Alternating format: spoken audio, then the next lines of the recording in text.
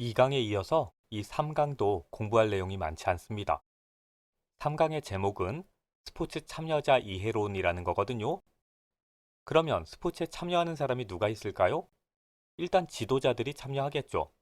그리고 학습자들이 참여를 할 겁니다. 그 외에 스포츠 조직이나 스포츠 팀 혹은 스포츠 교육 기관을 운영하는 행정가들도 스포츠 참여자 중에 한 명입니다. 그런 사람들이 스포츠 활동을 하면서 어떤 역할을 담당하는가, 어떤 책임을 가지는가, 그런 내용들이 이 강의 내용인데, 그런 건요, 시험 문제 나오면 누구나 다 맞춥니다. 굳이 조심하실 내용이 하나가 있다면, 체육 교사와 스포츠 강사가 어떻게 다른가예요. 그리고 생활 스포츠 지도자와 전문 스포츠 지도자는 어떻게 다른가? 노인 스포츠 지도자나 장애인 스포츠 지도자, 유소년 스포츠 지도자는 어떤 역할을 담당하는가? 그런 내용들인데 그런 것들도 이미 2강에서 다루었거나 혹은 상식으로 충분히 풀릴 거란 말이죠. 그래서 저라면 3강은 굳이 공부 안 하고요. 2번만 읽고 넘어가겠습니다. 그리고 이게 파이널 강의잖아요. 턱걸이 벼락치기란 말입니다. 그런데도 이번 강을 굳이 꼼꼼하게 수업을 해드릴 필요도 없는 것 같습니다. 그래서 쭉쭉 넘어가겠습니다. 우선 지금 PPT 화면을 보시면 체육 교사와 스포츠 강사가 각각 어떤 역할을 할 수 있는가를 구분하라라는 거예요. 체육 교사는 정규 체육 수업을 운영할 수 있다라고 되어 있죠. 반면에 스포츠 강사는 절대로 단독으로는 정규 체육 수업을 운영하지 못합니다.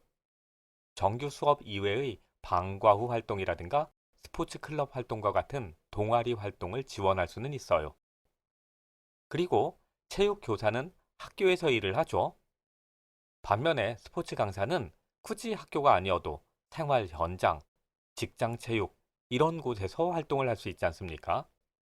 물론 스포츠 강사가 본인이 가진 스포츠 지도자 자격증이 무엇인가에 따라서 어디서 일을 할 수 있는가는 구분이 될 수는 있겠지만요. 그리고 제가 깜짝 놀란 일이 있어요. 여러분들 카톡방에 참여하시면서 같이 공부하고 계시잖아요.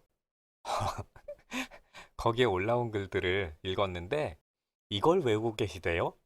학습 안내자, 인성 지도자, 모델, 조력자. 아우, 이걸 왜 외워, 정말. 자꾸 공부 그렇게 할래요? 그냥 생각을 해보세요. 체육 교사인데 학생들을 가르치는 사람이지.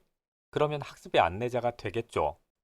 그리고 그 사람이 단지 스포츠 기능이나 스포츠 기술만을 가르치는 것이 아니라 바람직한 인성을 개발해주죠. 그러니까 인성 지도자가 되겠죠. 그리고 그러다 보면 학생들 앞에서 롤 모델이 되기도 합니다. 경우에 따라 학생들이 어떤 어려움을 겪고 있을 때 조력자가 될 수도 있잖아요. 그런데 이런 역할만 하겠어요? 자, 스포츠 강사로 넘어갈게요. 안내자 역할을 한대요. 스포츠에 안내하는 역할을 하죠. 그리고 보조자의 역할. 여기선 체육 교사를 보조하겠죠. 그 다음엔 행사를 기획하니까 행사자, 전문가, 스포츠 전문가니까 전문가의 역할, 그 다음에 스포츠 프로그램을 개발할 수도 있으니까 개발자.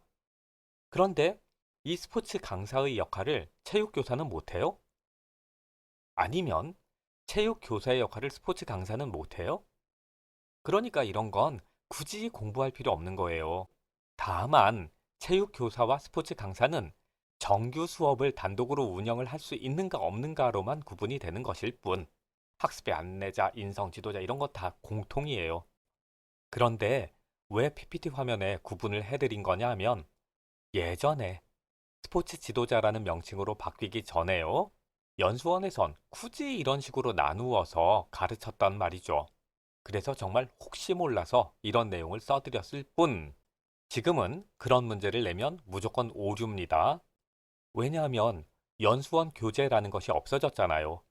그러니까 우리는 굳이 체육교사만 이것, 스포츠 강사는 이것만 이렇게 하지 말고 그런 역할은 스포츠 강사나 체육교사가 모두 공유할 수 있다. 이렇게 기억을 하시면 됩니다.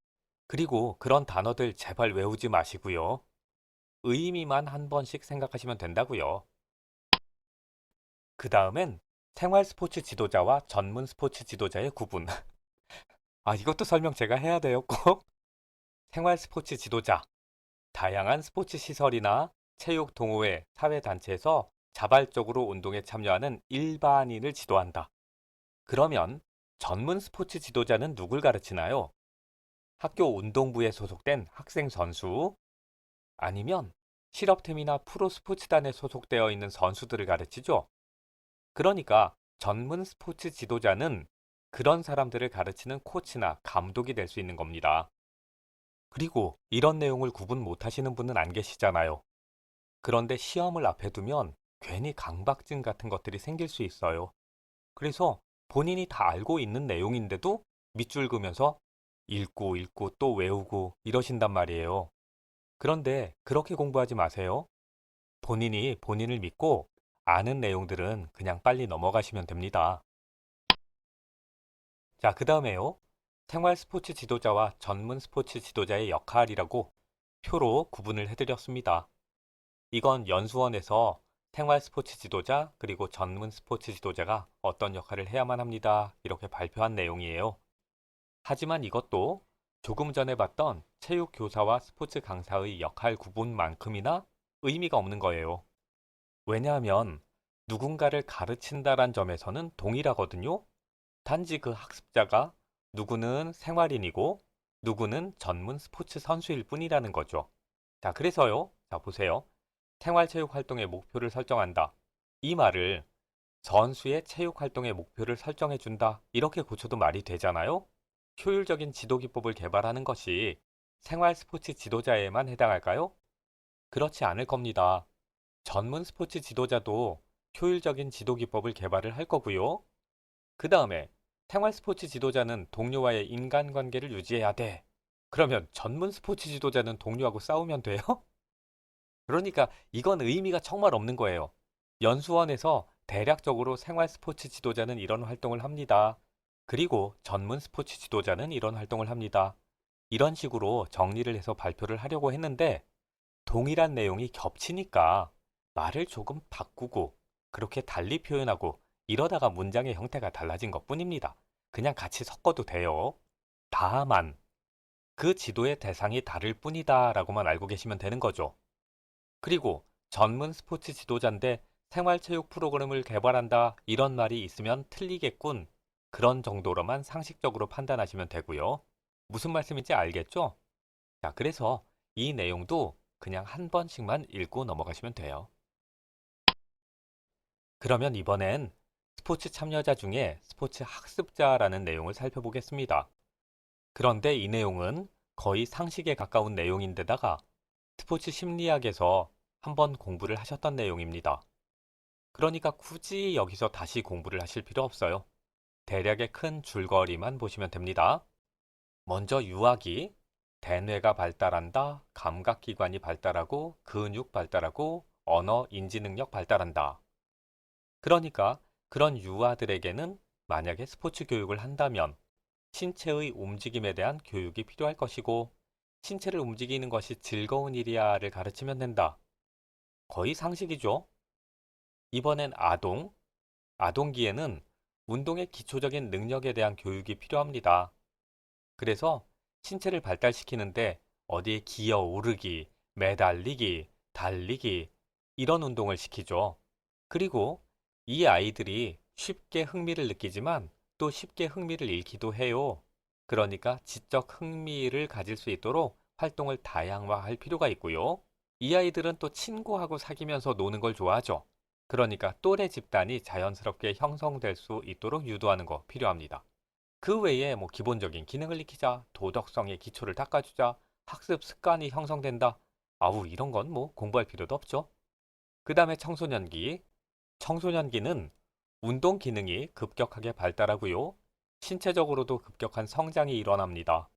그리고 이 시기에 사회인으로서의 바람직한 가치관이 형성되죠. 그래서요, 청소년기의 학생들에게 스포츠를 가르친다라고 하면 아동기의 아이들에 비해서는 조금 더 세련된 응용 기술을 가르칠 수 있겠죠. 그리고 단지 스포츠 기술뿐만 아니라 나중에 사회인이 되었을 때를 미리 대비하기 위한 바람직한 인성을 가르치는 것도 필요할 겁니다. 자, 그런 식으로 생각을 하면서 이 내용을 두 번만 읽으시면 돼요. 밑줄 치실 필요도 없고 그냥 두 번만 읽으시면 됩니다. 이번엔 일반 성인입니다. 일반 성인은 청소년기를 지나서 이제 자신에 맞는 스포츠 종목에 대해서 본인 스스로 판단하고 관심을 가지는 시기예요. 특히 그 중에서도 청년기에 접어들면 고도의 스포츠 기술에 도전하기 시작하죠. 스킨스쿠버라든가 암벽 등반, 이런 활동을 한다란 말입니다. 그런데 청년기를 지나면서 인간은 노화라는 현상이 발생을 하게 되고요. 청소년기에 비하면 상대적으로 건강에도 문제가 생길 가능성이 높아지게 돼요. 그래서 그런 건강의 악화나 혹은 노화에 대비한 심신의 단련이 필요하다라는 거죠. 그리고 이번엔 노년기인데요. 노년기에 접어들면 단지 체력이 떨어지거나 혹은 운동 기능이 퇴화하는 그런 문제만 발생하는 건 아닙니다. 감각에도 이상이 생기고 무엇보다 사회적 활동이 줄어들어서 소외를 경험하게 된대요. 그러니까 이런 심리적인, 신체적인, 사회적인 특성들을 다 고려한 그런 스포츠 교육이 이루어져야만 한다라는 거죠. 그런데 노년기 초기에 접어든 분들은 본인이 나이를 들었다라는 걸 인정하지 않을 수 있어요. 그래서 지나치게 과격한 운동에 참여를 하다가 오히려 건강이 상할 수도 있다라는 겁니다. 그래서 본인의 신체 조건에 맞는 그런 운동을 찾아주는 것, 그런 것들도 반드시 필요하고요. 그리고 노년기가 진행되면 진행될수록 소외 현상을 경험을 한다라고 했죠. 그래서 타인과의 교류를 통해서 소외감을 해소할 수 있는 방안, 그런 기회, 그런 것들을 제공하는 것도 굉장히 중요합니다. 그리고 이 장애인에 관한 문제는 이미 스포츠 사회학에서 한번 공부를 했잖아요. 장애인의 스포츠 활동이라는 건 차별, 그리고 치유, 이런 개념들과 함께 정리를 해두시면 좋아요. 장애인의 스포츠 활동은 상당히 제약을 받습니다. 그러다 보면 신체적으로도 문제가 생길 수 있고, 그리고 심적으로도 소외감을 느낄 수 있어요. 그러므로 그런 사람들에게 스포츠 활동을 제공한다라는 건 신체의 건강을 유지하는 방법을 제공하는 것 말고도 사회적인 소속감과 안정감을 제공하는 의미도 있고요. 그리고 그 사람들의 신체적인 혹은 정신적인 문제를 치료하는 행위가 될 수도 있다는 겁니다. 그리고 어떤 경우에는 장애인들끼리만이 아니라 장애인과 일반인이 함께 스포츠 활동을 즐기는 경험도 제공할 수 있잖아요. 그런 경험을 통해서 사회의 통합과 상호 이해의 기회를 만들 수도 있다는 거죠. 자, 어려운 내용도 없고요. 거의 상식이죠. 그런데 또 이런 내용을 다 외우고 있으실 건 아니죠? 스포츠 교육학의 1강, 2강, 3강은 그렇게 공부하실 필요 없습니다. 정말 시험 문제는 뒤에서 다 나와요. 이번에는 스포츠 교육을 실시하는 그 조직을 운영하는 사람들에 관한 문제입니다. 그런 사람들을 스포츠 교육 행정가라고 말을 하는데요. 여기 공부 절대로 하지 마세요. 보세요. 스포츠 교육이 이루어지는 공간이 어디냐면 학교, 생활, 그리고 전문이잖아요. 그러면 당연히 그 세 개의 영역에도 행정가라는 사람들이 있을 거 아닙니까? 행정가가 뭐 하죠? 조직을 운영하고 행정 업무를 담당을 하죠. 그러니까 시험 문제 고작 나와봐야 학교 교육 행정가가 어떤 역할을 하게, 혹은 생활체육 행정가는, 아니면 전문 체육 행정가는 각각 어떤 역할을 하게, 이런 문제밖에 못 낸단 말이에요. 그리고 그렇게 문제를 내면 너무 뻔하니까 함정을 봐야 될 텐데, 함정이래봐야 이러겠죠? 학교 교육 행정가의 역할은 그랬는데 엘리트 스포츠와 관련한 기관에서 일한다, 이런 식으로밖에 함정을 못 팔 거란 말이죠. 그러면 아무도 안 틀리겠죠? 공부 안 해도 되는 거죠? 자, 그러니까요. 우리는 행정가라는 사람이 어떤 역할을 하는 사람인가, 그것만 알고 있으면 돼요. 행정가라는 사람은 정책을 수립하고요.